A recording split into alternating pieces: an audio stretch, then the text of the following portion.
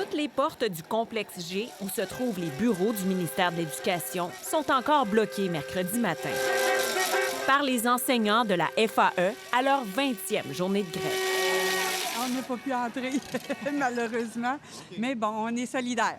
Les fonctionnaires doivent attendre sur le trottoir en face, jusqu'à ce que les policiers interviennent pour leur frayer un passage. Plusieurs entrent dans l'édifice à reculons pour montrer leur solidarité aux grévistes. On est peut-être rendu à une étape là, où on va faire des moyens un petit peu plus musclés, entre guillemets. Ça fait 4 semaines qu'on est dans la rue, il ne se passe rien. Le gouvernement recule. On n'a toujours pas de salaire. Au cours des dernières heures, les 2 syndicats d'enseignement ont rejeté la nouvelle offre du gouvernement. On est encore loin d'une entente, malheureusement. La FAE ne signera pas une entente à rabais.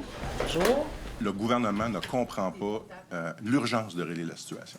Le Front commun menace maintenant de recourir, lui aussi, à la grève générale illimitée si aucune entente n'est conclue d'ici la fin de l'année. On dirait que le gouvernement, c'est ce qu'il veut. Il veut nous emmener à la grève générale illimitée.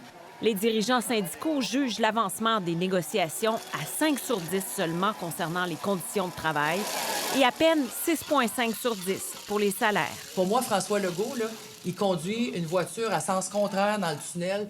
Toutes les voitures lui font face et il continue d'être convaincu qu'il est le seul qui est dans la bonne direction.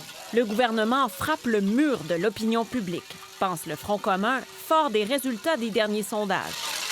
Il déplore que les négociations ne durent que 15 minutes par jour.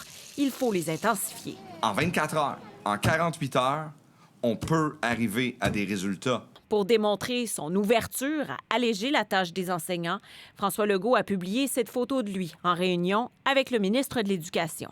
C'est ce qui met fin à cette cérémonie. Bonne journée.